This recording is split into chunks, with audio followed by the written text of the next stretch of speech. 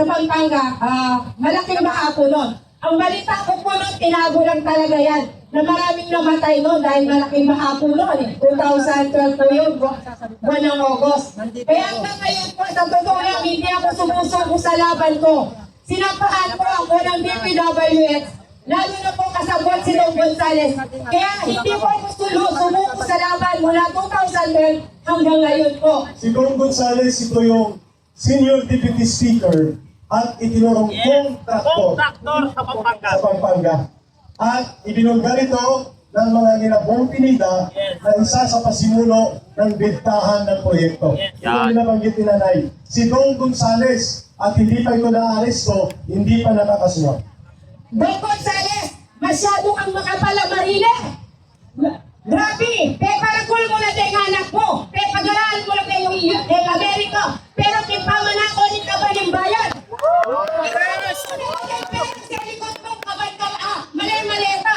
Grabe, yung pamilya mo, wala kayong marile. Ang tatlong mga buhaya ng DPWH na wala pang court order, pinapswelto na ni Boying Rimulya. Si Joseph Bernardo, si Henry Alcantara, at si Gerardo Ponencia. Nagnakaw ng halos kalahating bilyon, nagbalik lang ng 180 million, tubo pa ng 300 million, tarantado, state witness na. Oh, ito yung binabanggit ni Nanay. Ito ba po, nasaksihan ko. Anong tawag doon? Kaya ito ba po, wala tayong basa talaga sa ABS-CBN, GMA, at saka sa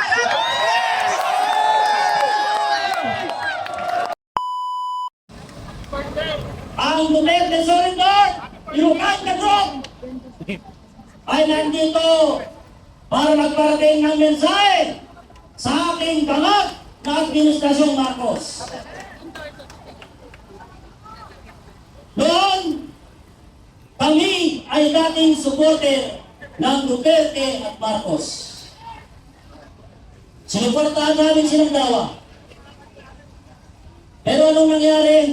Nagkaroon ng rivalry between sa Duterte at Marcos dahil sa mga iilang tao na nasa likod nitong ating sindikatong pamahalaan. Bakit nasabi kong sindikato ito? Dahil lahat na nagpaparating ng kanilang mensahe dito sa entabladong ito ay kanilang pinipigilan para hindi may parating sa taong bayan ang tamang impormasyon para sa ganon ang lahat ng taong bayan ay magising. Kagaya itong ginagawa nila ngayon na mga may parating tayong mga tao mula sa iba't ibang panig ng NCR at sa ibang mga lalawigan gaya ng Visayas at Mindanao at sa Norte. Ngayon, kung tayo ay magdikta rin sa kanila, ang karapatan ng taong bayan ay nasa konstitusyon. Ang karapatan ng bayan ay nasa rules ng korte. Baka hindi natin alam, lahat ng sumasali dito ay hindi ninyo alam ang karapatan ninyo.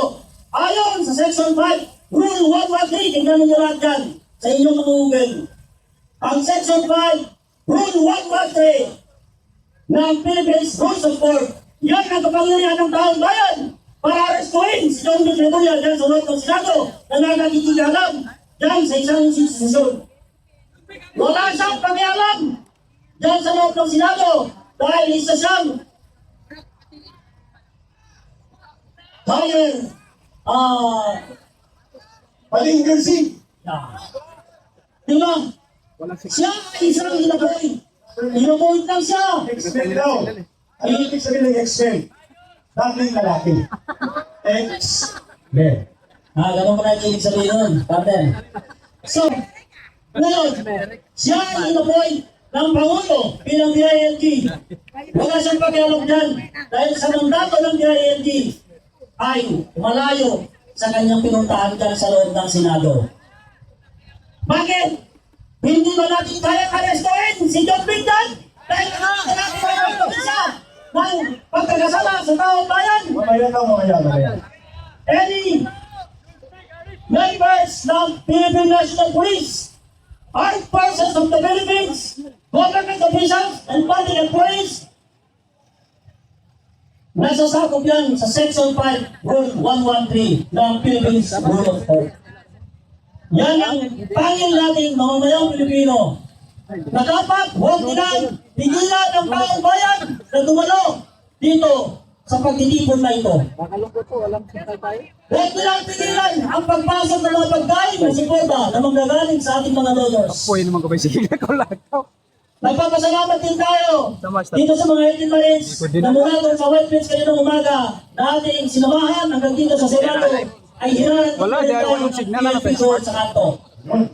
Na dapat Video lang sa akin. bigyan tayo ng Pinahila way ko muna, dahil- para nakapasok dito, para may vulgar at katotohanan kung Wala ko ng sino-sino video kasi- ang mga nagnanakaw Isa ko sa na. taong bayan. I-upload niya daw. Eh, Huwag nila tayong pigilan. Okay, hindi ko na papatagalin ang lahat dahil marami pang susunod na magsasalita. Ako ay nagpapasalamat sa mga tropa na nandito na gabi-gabi natutulog kahit sila ay nilalabok, nahahatugan.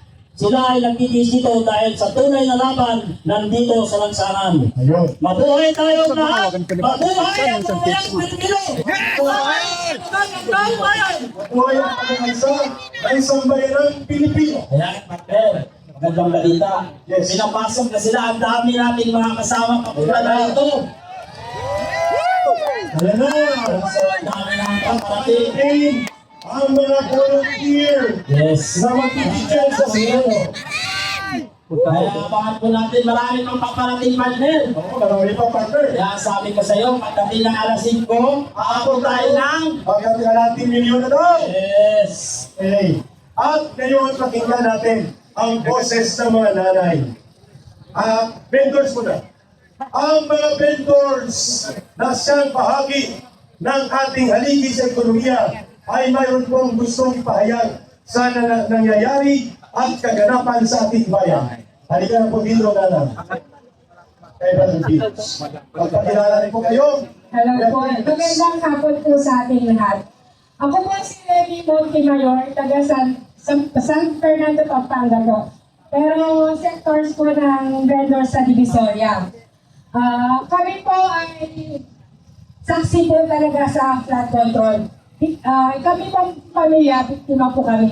Kaya mula po 2011 hanggang ngayon po, ngayon ko lang po isisiwalat talaga kasi talaga po yung gobyerno natin mula sa barangay hanggang katas sa asal po. Mula 2012 po talaga, sobrang bulok po talaga ang gobyerno natin. Dahil po sa flood control na yan, marami po magkakasabwat. So, sinasabi ko sa inyo, lalo na po ang pamilya ko, ang mga magulang ko, ang pangalan ko niya ay si Francisca Zapata at Milagros Zapata. Nung dahil po sa flood control, kay Don Gonzales po namatay ang mga magulang ko. Pinagtayo po ang karapatan nila, gusto nila, kulang na lang po kung hindi hingin yung lupa namin. At noong 2012 po yan, ang pagkaalam ko, 2012, dahil namatay po ang tatay ko noon na August 12, 2012, sa Pampanga, malaking baha po noon. Ang balita ko po noon, tinago lang talaga yan, na maraming namatay noon dahil malaking baha po noon. 2012 po yun, buwan ng August. Kaya hanggang ngayon po, sa totoo lang, hindi ako sumusuko sa laban ko. Sinampahan po ako ng DPWH, lalo na po kasabot si Don Gonzales. Kaya hindi po ako sumuko sa laban mula 2012 hanggang ngayon po. Si Don Gonzales, ito yung Senior Deputy Speaker at itinurong kontraktor sa Pampanga. At ibinulgar ito ng mga ginabong pinida na isa sa pasimuno ng bintahan ng proyekto. Ito yung nabanggit ni Nanay. Si Don Gonzales at hindi pa ito na-aresto, hindi pa nakakasuha. Don Gonzales, masyado ang makapala marile. Grabe, paragul mo na din anak mo. Pag-araan mo lang kayo yung Amerika. Pero kipaman ako ni Kabaling Bayan. Mali-maleta. Grabe, yung pamilya mo, alam kayong marile. Sobrang kayo makapala lupa. Huwag ka kain. Mamaya kayo makipampanga, kunwari, mamaya kayo ngayuga. Pero ito kayo lang kayo alin. Yung Kabaling Bayan, penakoyo. Kaya kapal yung marine sobra kayo. Alam na rin eh. Eh kayo man may lunus na rin kay Ari ko. Nang dahil kay kayo, bete na din kala ko. Kaya lang nila tinalagang 300 pesos. Kahit di ba kayo, kapaluan talaga kayo. Samantalang kay Sonan Tamo. Sa Sonan Palaspo, nakikita ko ang presyo ng lupa namin. 6,000 pesos per square. BIR po yun, Sonan. Pero ano ginawa ni Don Gonzales? Nakasapot ang mga DPWs sa halagang 300 pesos. Kaya kaunang, pasalamatan natin si Atty. Trixie Pahagilo ang pagkikipagkaisa dito sa lansangan ng Senado. Mamaya magsasalita yan si Atty. Trixie. Welcome na natin. Yes, Atty. Trixie, welcome. Kananay, pira. Ito ba po? Grabe talaga kakapal ng pagmumukha nila. Lalo na, ito ang mga kasabwat niya. Sasabihin ko na. Lalo na, pinatawag ako yun ni Joseph Roberto Bernardo. May conference daw kami sa DPWS. At saka si Joseph Rafael Yabon. Ngayon, napabalitaan ko yata. Pag nag-repeat na natanggal si Dizon, ang papalit daw yata si Joseph Rafael Yabon. Siya yung magiging, ewan ko tinatanong ko lang, ito yata yung nila. Si Joseph Rafael Yabon daw. Central Luzon. Oo, dito daw yata sa hindi pinabalit kapalit ni Dizon. Yung pala ang parinig ko, ewan ko kung totoo po na siya yung makakapalit niyo. Samantalang ito na naman yung upo nila kung si Rafael Yabon. Eh, isa rin siyang buhaya. Ano kung hindi mo masasabi buhaya siya? Kaya nandito pa siya. Ang tatlong mga buhaya ng DPWH na napang court order, inabsuelto na ni Boying Rimulya. Si Joseph Bernardo, si Henry Alcantara, at si Gerardo Ponencia. Nagnakaw ng halos kalahating bilyon, nagbalik lang ng 180 million, tubo pa ng 300 million, tarantado, state business na. Oh, ito yung binabanggit ni nanay. Ito ba po, nasaksihan mo? Anong tawag doon? Kaya ito ba po, wala tayong maasahan talaga sa ABS-CBN, GMA, at saka sa RAP. Sa pilihan ko lang doon. Saksi po ako sa karanasan, hindi ako alam. Kaya pinayayang, nabatay, ang pinagagawa ng po, kundi si Don Gonzales at ang mga kasabot niya, si Roberto Bernardo. Si Rafael Yabon. Hindi ba? Ay, una-una po. Ano yung nanay? Linapit ko po kay ABS-CBN. Alam po nangyari. Tapos linapit ko rin po kay GMA. May mga meron pong certification, repair, kay DPWS.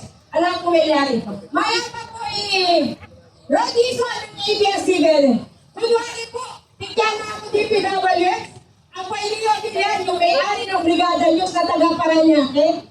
Buti pa sila, ginamit lang nila ako. Nagtaroon sila kay Romeo Wogo. Sinapunta ni Romeo Wogo na sobrang puti na medyo makapal. Nay. Ang mga pinimension ni nanay, si Congressman Momo, sa pangalan pa lang ang bata matatakot na eh.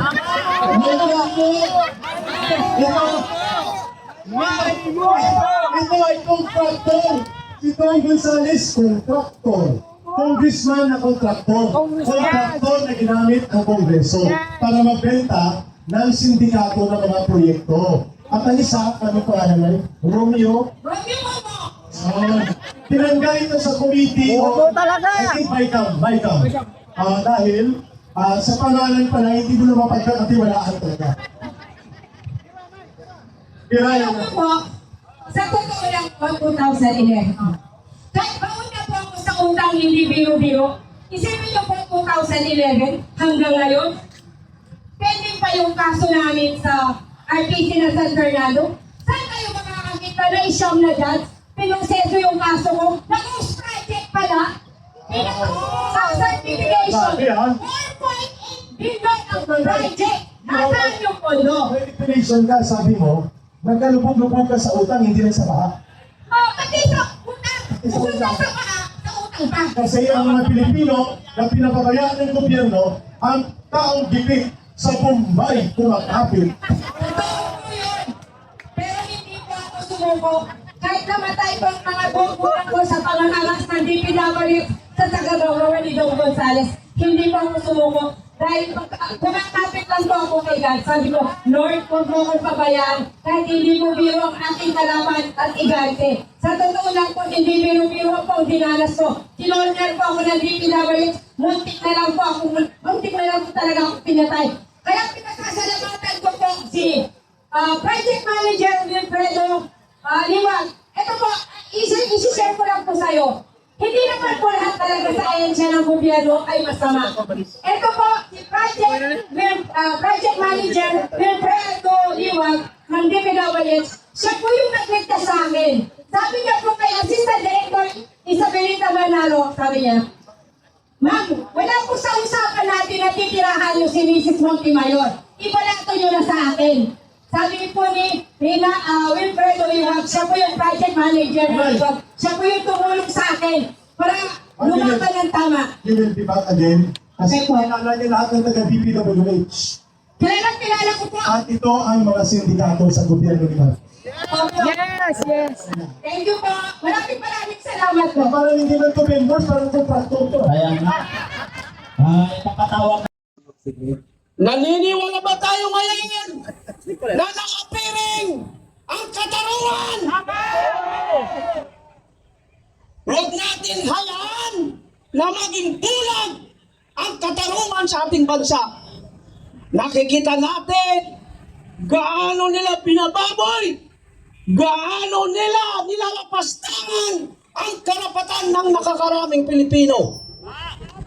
Tuluyan ba natin papapayagan yan? Bakit tayo nandito? Tayo ba ay lalaban? Laban tayo. Para sa mga kapatid ng Moro, isang okay na natin takbir! sinabi.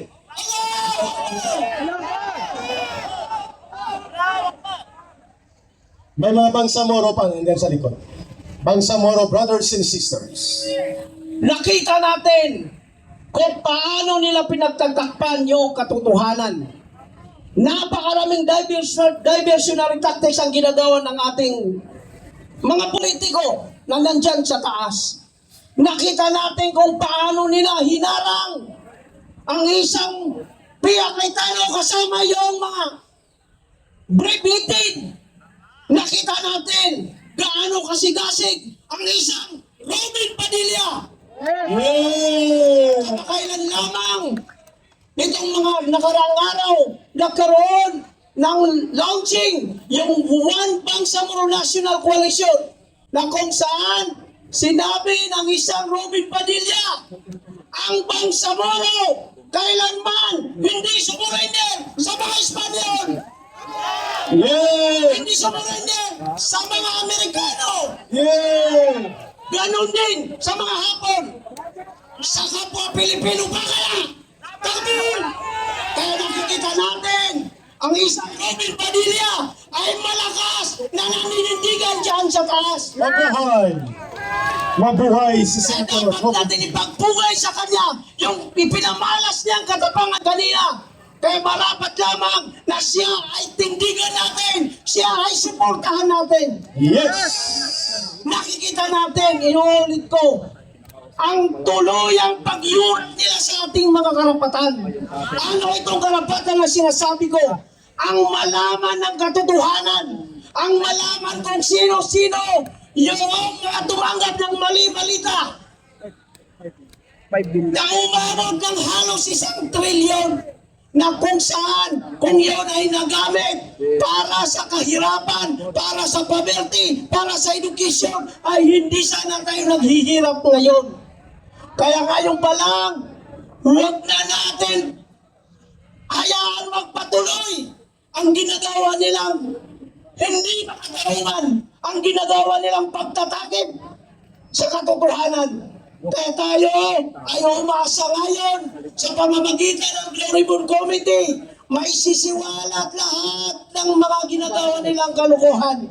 May sisiwalat kung sino-sino ang tumanggap ng mali-malita bilang suhol kapalit ng pagsasabi ng katotohanan. Pero isa lang ang natitiyak ko sa inyo, kung sakaling pala rin ng isang Sara Duterte sa 2028, lahat ng yan ay makukulong. Ipakukulong ba natin sila? Ipakukulong. Parang ipakukulong. Bibitayin sa Philippines, no? Thank you, Brother Alan, ha? So, Maraming salamat. mayroon po tayo.